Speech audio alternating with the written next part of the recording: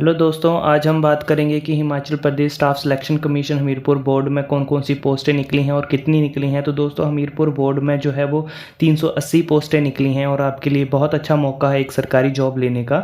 तो आइए दोस्तों बात करते हैं कि ये जॉब कब से शुरू होते हैं। इनके लिए ऑनलाइन फॉर्म जब कब शुरू होंगे तो वो 10 तारीख चौथा महीना 2021 को शुरू होंगे और इनकी क्लोजिंग डेट रहेगी 9 तारीख 5वां महीना 2021 को। ये फॉर्म की जो है वो लास्ट डेट रहेगी। उसके बाद अब बात करते हैं दोस्तों कि कौन कौन सी पोस्ट जो है वो निकली हुई हैं और कौन कौन से डिपार्टमेंट में निकली हुई हैं। तो यहाँ पे पहली पोस्ट कोड 893 जो है वो health and family welfare department में निकली हुआ है स्टाफ नर्स के लिए। इसमें टोटल पोस्टें जो है वो 90 रहेंगी। नेक्स्ट बात करते हैं हेल्थ फैमिली वेलफेयर फार्मासिस्ट की पोस्ट रहेगी, पोस्ट कोड रहेगा 894 और इसमें 100 टोटल जो है वो पोस्ट रहेंगी। नेक्स्ट बात करते हैं हॉर्टिकल्चर में बी कीपर के लिए पोस्ट रहेंगी 4 और आगे बात करेंगे इंडस्ट्रीज़ डेवलपमेंट ऑफिसर, तो उसमें 2 पोस्टें रहेंगी। Himachal Pradesh civil supplies consumer affairs में जो है वो 1 पोस्ट रहेगी। ऐसे ही एचपी स्टेट एग्रीकल्चर मार्केटिंग में 2 पोस्टें रहेंगी। एचपी स्टेट एग्रीकल्चर मार्केटिंग में 6 पोस्टें रहेंगी। Himachal Pradesh power transmission corporation में 5 पोस्टें रहेंगी। Himachal Pradesh transmission corporation limited में 2 पोस्टें रहेंगी। फॉरेंसिक सर्विसेज में 1 पोस्ट रहेगी। इसी तरह से आगे बात करते हैं कि और कौन कौन सी पोस्टें हैं। तो आगे देख सकते हैं दोस्तों कि जेओए की पोस्टें और फिर से दोबारा आई हुई हैं और ये अलग अलग डिपार्टमेंट में आई हुई हैं, तो इसलिए इनकी सारी डिटेल जो है वो पढ़ेंगे कि कौन कौन से अलग अलग सेक्शंस में जो है वो ये पोस्टें आई हुई हैं। तो जेओए की पोस्ट जो है वो एम्पावरमेंट एससी ओबीसी के लिए 6 पोस्टें निकली हुई हैं। आगे एलिमेंट्री एजुकेशन में 2 पोस्टें, डीसी सोलन जो है वहाँ पे 1 पोस्ट निकली हुई है। तो मतलब ये अलग अलग डिपार्टमेंट जो हैं वो इन पोस्टों को फिल करेंगे। तो अंडर हिमाचल जो हमीरपुर बोर्ड सिलेक्शन कमीशन है वो इनको फिल करेगा। सेम एज जेओए की तरह ही इनका सिलेबस भी रहेगा।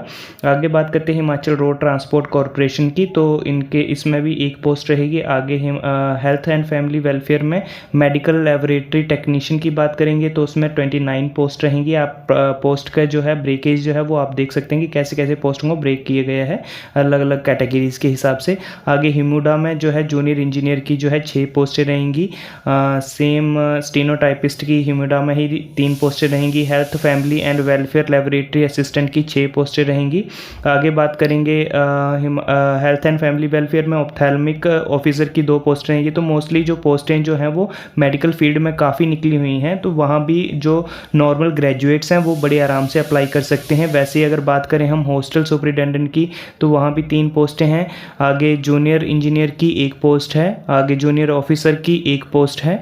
जूनियर टेक्नीशियन की आपके पास 1 पोस्ट रहेगी। उसके बाद assistant superintendent jail welfare officer cum assistant superintendent jail की 4 पोस्टें रहेंगी। दोस्तों, इस पोस्ट के लिए भी सभी पर्सन जो है वो अप्लाई कर सकेंगे जो ग्रेजुएट हैं। आगे बात करते हैं एचपी फायर सर्विसेज की, उसमें 43 पोस्ट रहेंगी। तो फायरमैन का भी काफ़ी ज़्यादा पोस्ट का नंबर जो है वो है यहाँ पे। तो इसकी जो मिनिमम क्वालिफ़िकेशन रहेगी वो +2 रहेगी। तो आगे हम क्वालिफ़िकेशन भी डिस्कस करेंगे कि किस किस पोस्ट के लिए क्या क्या क्वालिफ़िकेशन है। अब आगे बात करते हैं रेवेन्यू डिज़ास्टर मैनेजमेंट में सुपरवाइज़र की 1 पोस्ट रहेगी। आगे क्लैरिकल पोस्ट जो है वो 10 पोस्टें हैं, अलग अलग डिपार्टमेंट में क्लैरिकल रहेंगी। एलिमेंट्री एजुकेशन में 9 पोस्टें रहेंगी।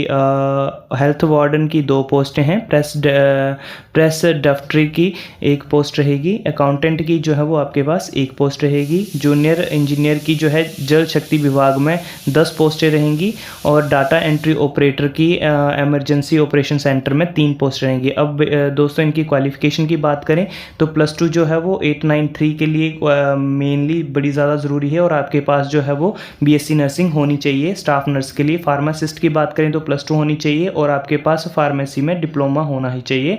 आगे बात करें हम बी कीपर के, तो बी कीपर में +2 होनी चाहिए और आपके पास एज अ माली या आईटीआई का जो ट्रेड है उसका कोई आपके पास सर्टिफिकेट होना चाहिए।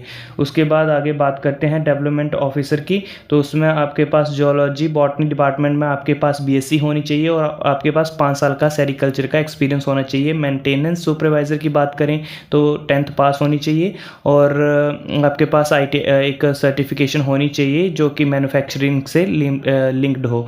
आगे बात करते हैं अकाउंटेंट की अकाउंटेंट के लिए बीकॉम चाहिए, और उसके बाद मैट्रिकुलेशन होनी, अगर बीकॉम नहीं है तो अगर बीकॉम आपने की हुई है और आपके पास जो है एक कंप्यूटर का जनरल नॉलेज है तो आप वो जो है वो कर सकते हैं। आगे बात करते हैं ऑक्शन रीडर की, तो बीएससी और एग्रीकल्चर में बीएससी हॉर्टिकल्चर में होनी चाहिए। आगे बात करें जूनियर इंजीनियर की, तो यहाँ पे आपके पास जो है वो सिंपल इंजीनियर की जो है वो डिग्री होनी चाहिए। उसके बाद बात करें इलेक्ट्रिशियन की, तो इलेक्ट्रिशियन में मैट्रिक होनी चाहिए और आईटीआई होनी चाहिए आपके पास। आगे साइंटिफिक असिस्टेंट केमिस्ट्री टॉक्सिकोलॉजी में बात करें तो यहाँ पे आपके पास क्या होनी चाहिए, सेकंड क्लास मास्टर डिग्री होनी चाहिए। जेओए के लिए आपको सेम +2 होनी चाहिए और आपके पास डिप्लोमा होना चाहिए किसी भी ऑर्गेनाइजेशन का जो कि रिकॉग्नाइज्ड हो, AICTE से भी ले सकते हैं। और उसमें आपके पास जो है वो टाइपिंग स्पीड दोस्तों 30 वर्ड्स पर मिनट इंग्लिश में होनी चाहिए, या फिर आप 25 वर्ड पर मिनट जो है वो हिंदी में आपकी टाइपिंग स्पीड होनी चाहिए। आगे बात करें लॉ ऑफिसर की, तो लॉ ऑफिसर में डिग्री होनी चाहिए।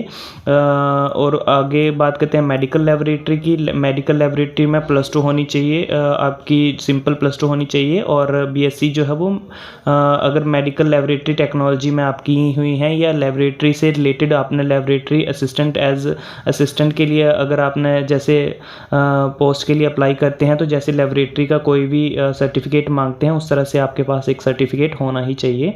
उसके बाद जूनियर इंजीनियर का जो है वो इंजीनियरिंग मैट्रिकुलेशन होनी चाहिए और इंजीनियर में आपके पास एक डिप्लोमा होना चाहिए। स्टेनोटाइपिस्ट का सेम रहेगा +2 और स्टेनोटाइपिस्ट में आपको +2 करनी है और 25 वर्ड पर मिनट स्टेनोग्राफी में होनी चाहिए, 60 वर्ड्स पर मिनट इन हिंदी और 80 वर्ड्स पर मिनट इंग्लिश में होनी चाहिए। दोस्तों इस वीडियो को जल्दी से इस वीडियो में ज़्यादा जल्दी से इसलिए बता रहा हूँ क्योंकि अगर ज़्यादा डिटेल में अगर पूरी बातें बताते रहेंगे तो ये वीडियो बहुत लंबा हो जाएगा, इसलिए कोशिश कर रहे हैं कि ज़्यादा से ज़्यादा इन्फॉर्मेशन आपको कम से कम टाइम में प्रोवाइड की जाए। आगे लेबोरेटरी असिस्टेंट की बात करते हैं तो +2 होनी चाहिए और आपके पास +2 होने के साथ साथ आप जो हैं +2 जो आपने की हुई है वो हिमाचल से ही होनी चाहिए। ये सभी पोस्ट के लिए कंपलसरी है और साथ में आपकी जो है वो बोनाफाइड भी हिमाचली, या तो बोनाफाइड हिमाचली होना चाहिए या आपके पास +2 कम से कम जो है वो हिमाचल से होनी ही चाहिए। ऑप्थेल्मिक ऑफिसर के लिए +2 चाहिए और ऑप्थेल्मिक असिस्टेंटशिप का एक आपके पास सर्टिफिकेट होना चाहिए, या फिर आपके पास BSc इन ऑप्थेल्मोलॉजी होनी चाहिए। उसके बाद बात करें हम एलोपैथी के लिए फार्मासिस्ट की, तो वही +2 आपके पास होनी चाहिए और फार्मासिस्ट का आपके पास डिग्री होनी चाहिए।